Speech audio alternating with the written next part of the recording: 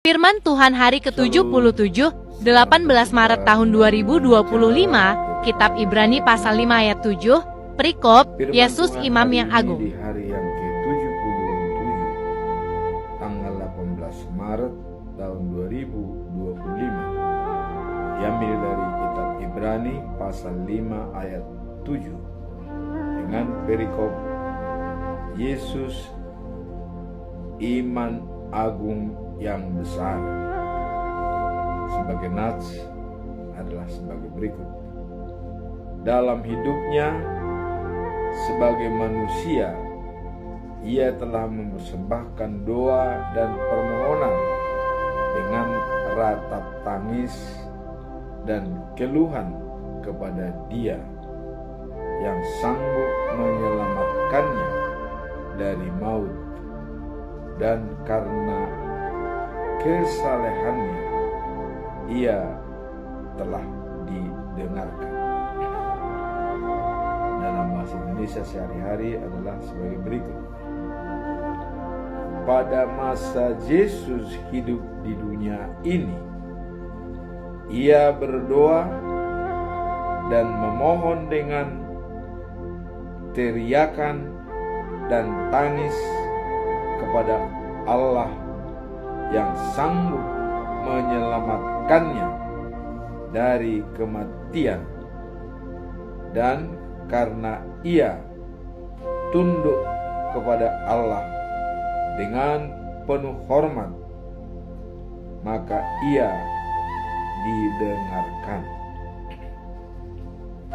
Dalam bahasa Batak Toba si Janupari di dok sono andorang mangulu Yesus di Portibion di pasahat ibana do tangyangna dohot pangidoanna marhite anggu-hangguk dohot ilu-ilu tu debata naboi paluahon ibana sian hamatean ala serep do rohana jala satia gabe di tangihon debata ibana. Demikianlah firman Tuhan. Kita tetap masuk dalam pedoman selama bulan tahun 2025 dengan topik ialah menyebarkan cahaya kemuliaan Tuhan, menyaksikan kemurahannya melalui iman dan pertobatan. Dijabarkan dalam Matius pasal 5 ayat 16, dikatakan, demikianlah hendaknya terangmu bercahaya di depan orang, supaya mereka melihat perbuatanmu yang baik dan memuliakan Bapamu yang di sorga. Itulah penjabaran daripada menyebarkan cahaya Tuhan dan menyaksikan kemurahannya melalui iman dan pertobatan. Apa makna perikop ini? Mari kita lihat di sini.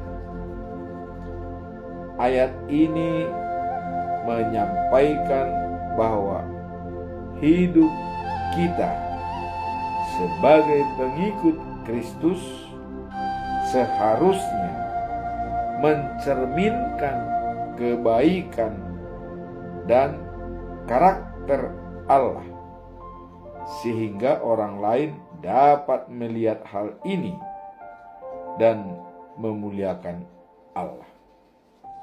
Itulah makna daripada ayat bulanan pada bulan Maret tahun 2025. Nah, sekarang kita masuk dalam perikop hari ini, yaitu Ibrani pasal 5 ayat 7. Yesus Imam Agung yang besar. Dikatakan di sini imam agung dan yang besar. Apa makna perikop ini bahwa dinyatakan Yesus sebagai imam agung dan yang besar? Maknanya adalah Yesus sebagai imam agung yang berkaitan dengan doa dan permohonannya kepada Tuhan. Jadi berkaitan dengan doa dan permohonannya kepada Tuhan, dia menangis untuk memohon kepada Tuhan dengan tulus. Jadi di sini maknanya adalah Yesus sebagai imam agung yang berkaitan dengan doa dan permohonannya kepada Tuhan. Jadi dengan permohonannya, dengan ketaatannya, maka dia disebut imam agung yang besar.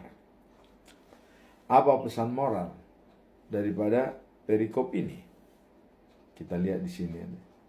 Pesan moral adalah pentingnya ketekunan dalam berdoa serta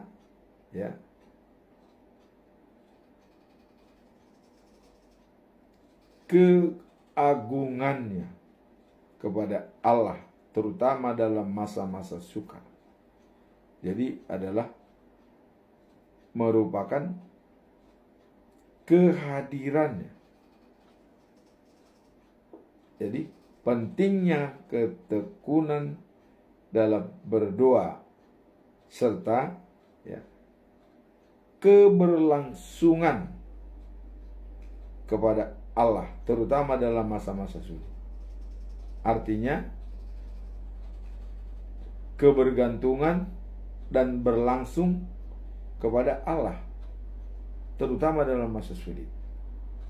Jadi pentingnya ketekunan dalam berdoa serta kebergantungan kita kepada Tuhan dalam menghadapi masa-masa sulit. Itulah pesan moral daripada perikop ini. Kemudian apa pembelajaran setelah kita melihat makna dan pesan moral tersebut di atas?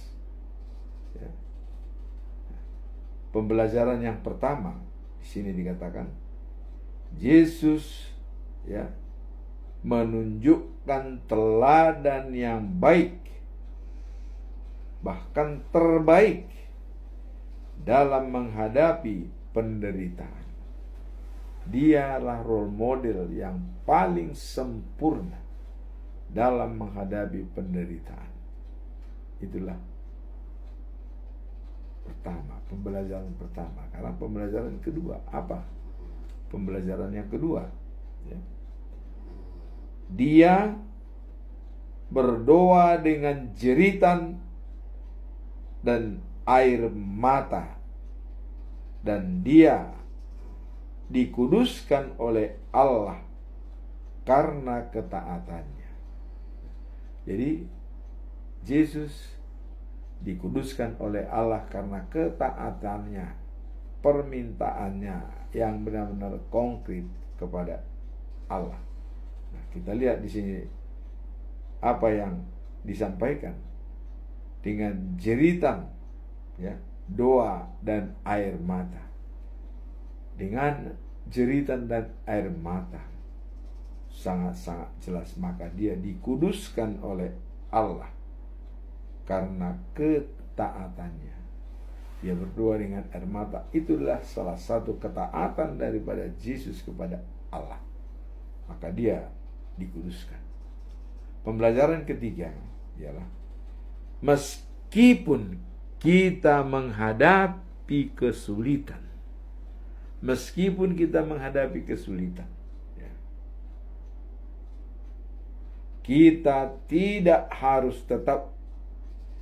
kita harus tetap mendekat kepada Tuhan dan menyerahkan segala masalah kepadanya melalui doa yang tulus. Jadi ada permasalahan kita hadapi, apakah kita khawatir dengan hidup ini, kita sampaikan permohonan dengan doa. Nah, dalam Filipi ayat 4, pasal 4 ayat 6 sampai 7.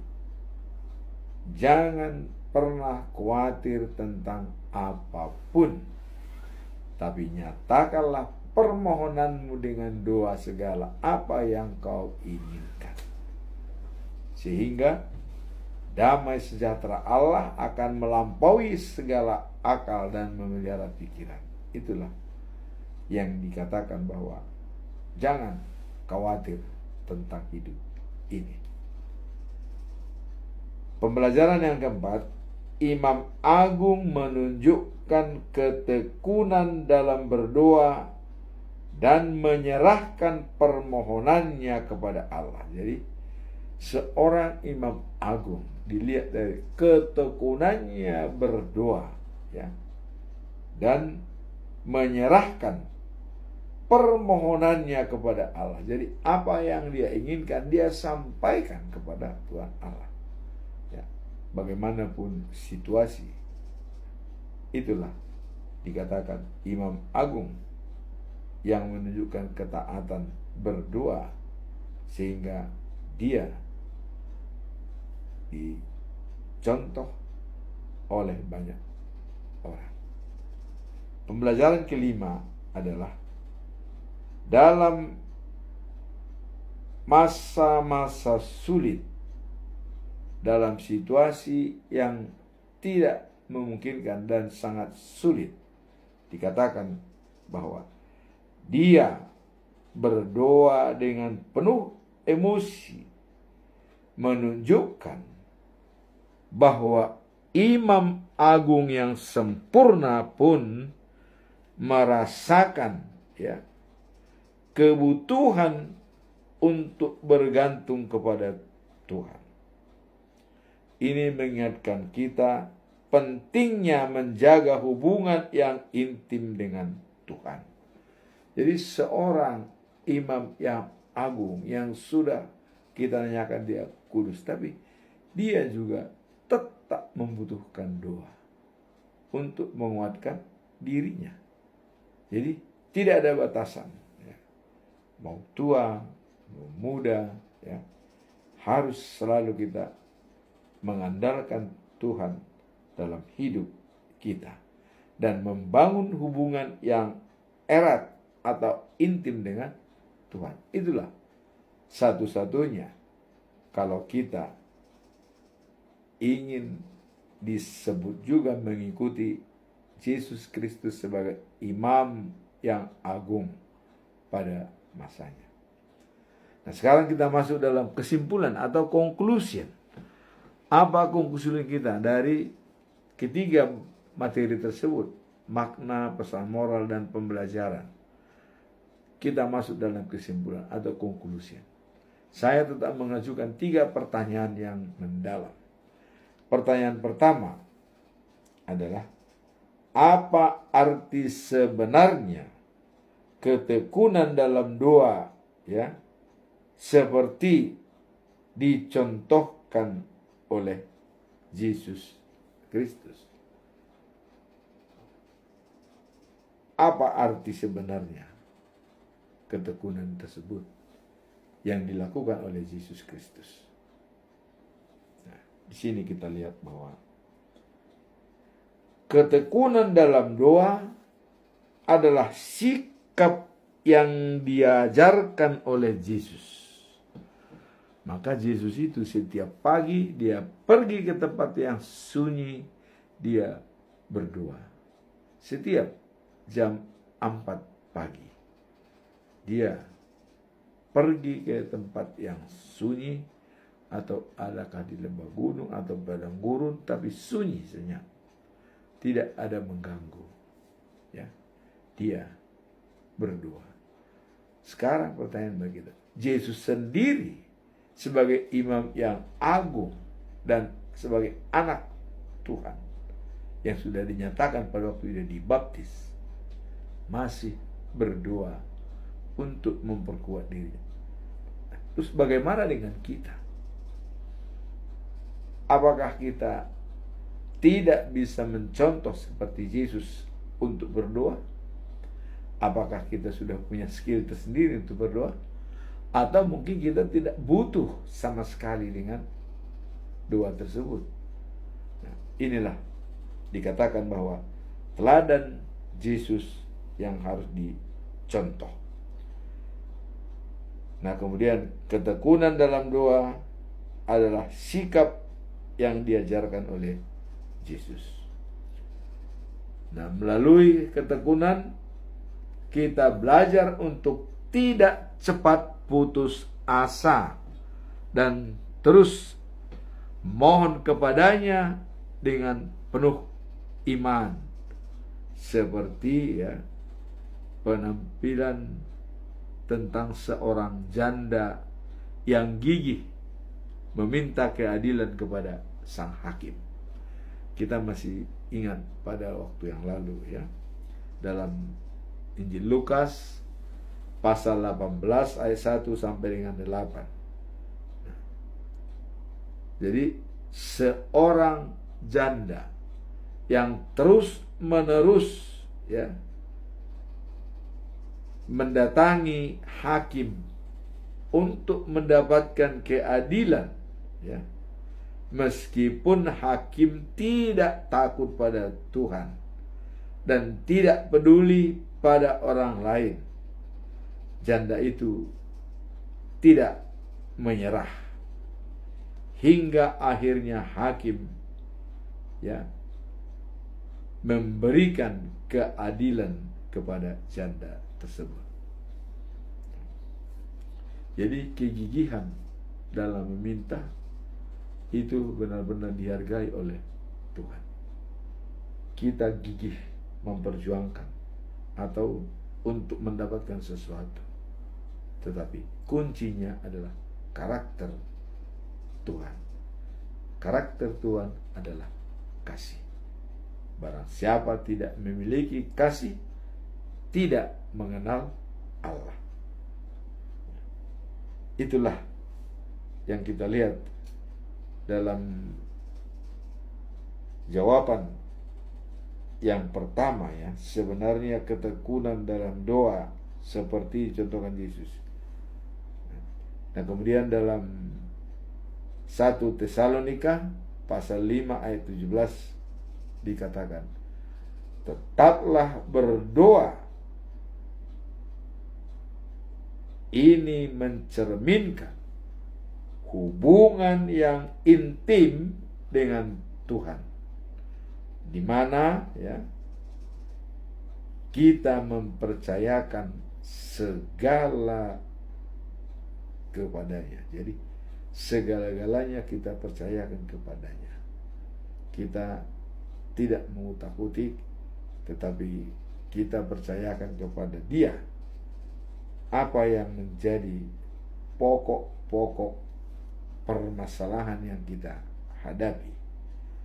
Dan contoh seperti seorang janda yang gigih mendatangi hakim, walaupun hakim tersebut tidak setia kepada Allah atau tidak kenal dengan Tuhan Allah, tapi dia dapat memberikan keadilan bagi si janda karena dia tidak mau terganggu. Jadi memberikan keadilan supaya dia tidak terganggu, bukan keadilan yang murni, bukan yang sebenarnya. Nah, itulah peristiwa seorang janda yang gigih mencari keadilan dan hakim memuluskannya.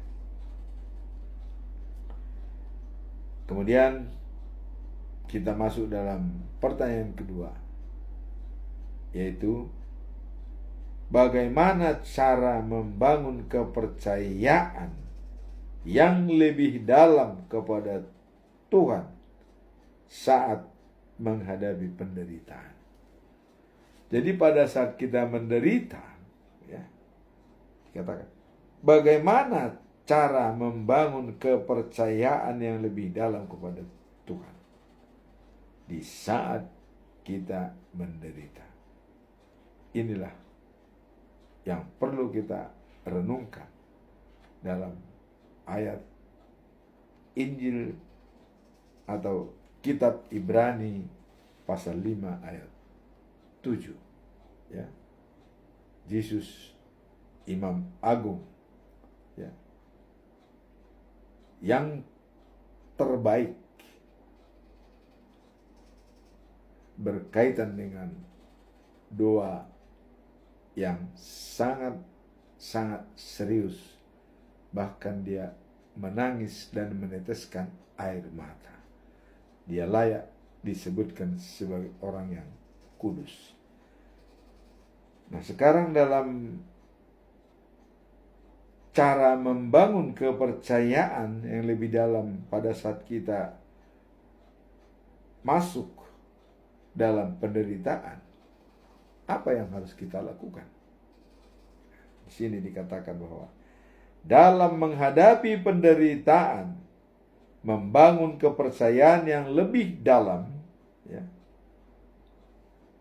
kepada Tuhan, salah satu proses yang penting dan membutuhkan ketekunan.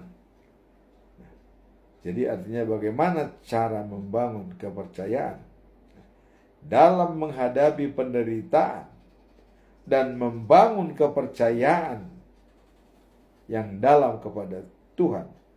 Salah satu proses yang penting dalam mematahkan yang dalam dan membutuhkan ketekunan. Jadi itu yang menjadi jawaban daripada cara kita untuk membangun kepercayaan pada saat kita lemah. Nah, kemudian dalam Alkitab, penderitaan seringkali merupakan bagian dari rencana Allah yang lebih besar untuk membentuk karakter kita, ya, dan mendekatkan kita kepadanya. Jadi dalam Alkitab itu penderitaan itu sering merupakan bagian dari rencana Allah.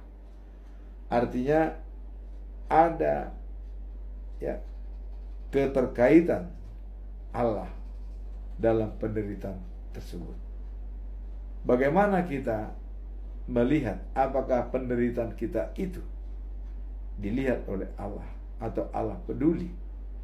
Disinilah cara kita untuk berhubungan intim dengan Tuhan, agar kita bisa melihat apa yang kita sampaikan dan apa yang Tuhan inginkan. Nah, dalam Roma pasal 5 ayat 3-5 ini Paulus menyampaikan atau menegaskan hal-hal yang sangat krusial bagi jemaat, bahwa penderitaan menghasilkan ketekunan.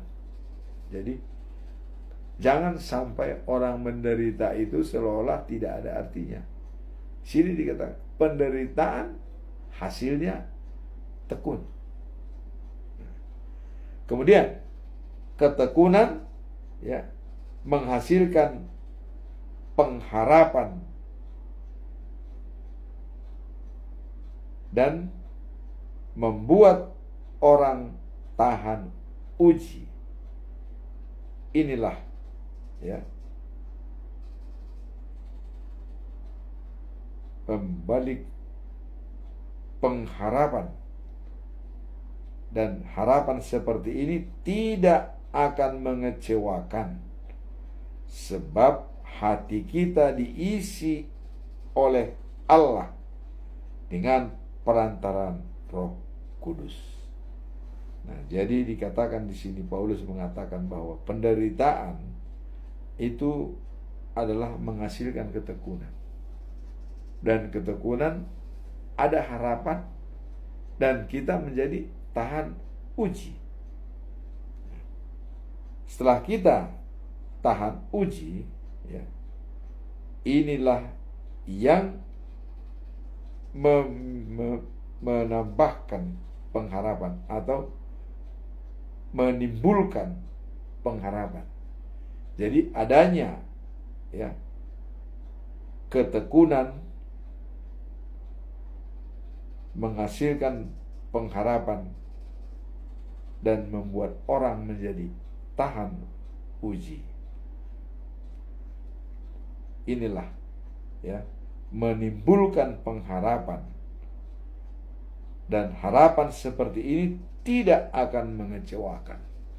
Tidak akan pernah kecewa ya, kalau kita benar-benar tekun dalam penderitaan dan juga tahan uji di dalam penderitaan tersebut. Dan itu adalah rencana Allah kepada kita. Bagaimana kita bisa melihat apakah itu rencana Allah? Ya, kita bisa melihat setelah kejadian itu, kita pasti merasakan manfaatnya yang terbaik bagi kita. Contoh dalam menderita yang sangat-sangat sempurna penderitanya adalah Job ya, atau Ayub. Bahasa Batak Job, bahasa Indonesia Ayub. Ayub menerima penderitaan yang sempurna, dan itu masuk dalam rencana Allah untuk ya memberikan penghargaan yang paling tinggi kepada manusia, dan bangga Allah kepada manusia, dan disampaikan kepada si iblis bahwa manusia itu sangat taat dan tekun kepadaku, kata Tuhan. Walaupun digoda oleh iblis dengan rayu-rayuan, tapi tetap Ayub percaya dan yakin kepada Tuhan dalam situasi apapun. Inilah dikatakan tadi bahwa penderitaan menghasilkan ketekunan. Ketekunan menghasilkan pengharapan dan tahan uji. Kemudian harapan yang kita terima tersebut tidak pernah mengecewakan kita, bahkan membuat kita menjadi lebih berbahagia karena merasakan ya, setelah kita tahan uji, maka seperti Paulus, habis gelap terbitlah terang, menjadi kesukaan Tuhan dan menjalankan karakter daripada Allah, yaitu kasih.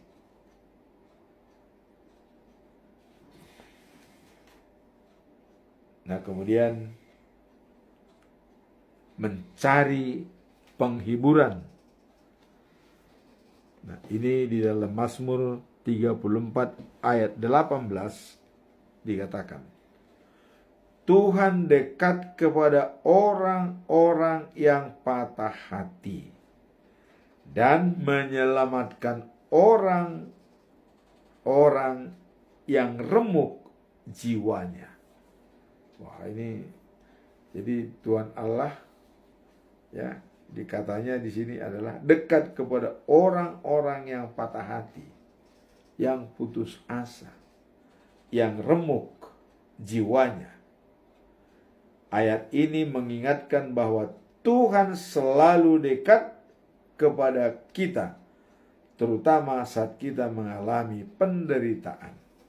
Ini yang mau disampaikan. Jadi pada saat kita mengalami penderitaan, Tuhan melihat dan Tuhan bisa campur tangan dalam kehidupan kita. Sekarang pertanyaan ketiga.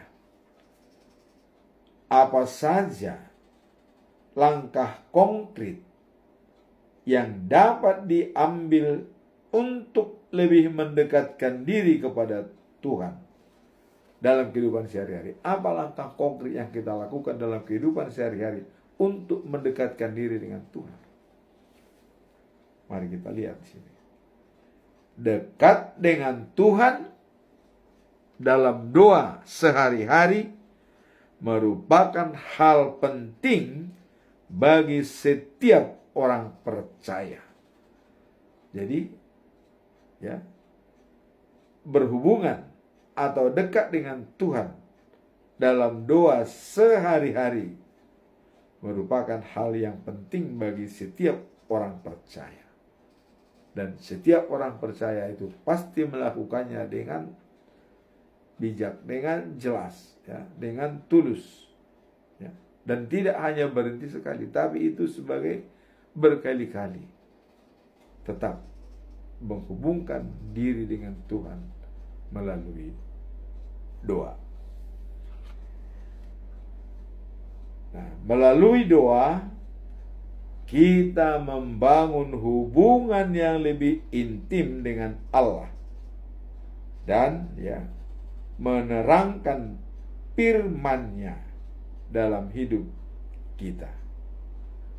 Jadi firman-Nya itu perlu kita renungkan, kita resapi di dalam hidup kita. Nah, sehingga dikatakan di sini adalah melalui doa kita membangun hubungan yang lebih intim dengan Allah dan merenungkan firman-Nya dalam hidup kita. Itulah jawaban. Apa langkah-langkah konkret yang dapat diambil untuk lebih mendekatkan diri kepada Tuhan dalam kehidupan sehari-hari? Nah, di sini dikatakan tadi Allah melalui doa kita membangun hubungan yang lebih intim. Jadi dengan doa, dengan membaca firman Tuhan, kita lebih intim dengan Tuhan. Karena itulah yang dikehendaki oleh Tuhan Allah dari setiap umat-Nya yang ada di dunia ini. Selalu setia berdoa dan berhubungan intim dengan Tuhan. Nah, salah satu langkah konkret yang dapat diambil adalah ya dengan menetapkan waktu tetap. Jadi ada waktu tetap setiap hari untuk berdoa, ya. Pagi hari, saat sebelum beraktivitas, dan pada malam hari sebelum tidur. Nah, dalam doa tersebut kita dapat mengucapkan rasa syukur. Artinya ucapan terima kasih. Itulah yang terkandung di dalam doa tersebut. Dan di dalam Mazmur pasal 119 ayat 105 dikatakan, firman-Mu adalah pelita bagi kakiku dan terang bagi jalanku. Pelita bagi kakiku dan terang bagi jalanku.